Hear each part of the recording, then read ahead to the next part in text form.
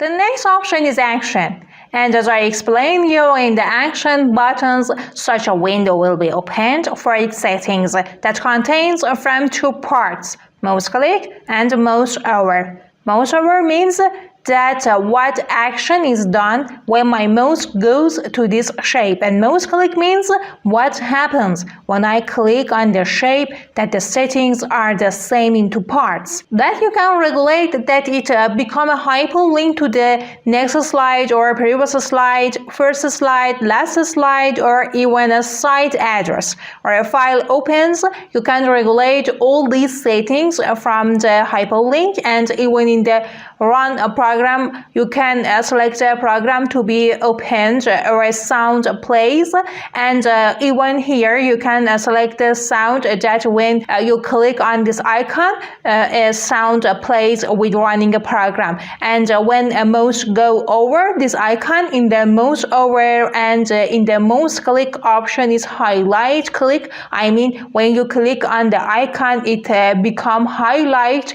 You can regulate the settings and use it.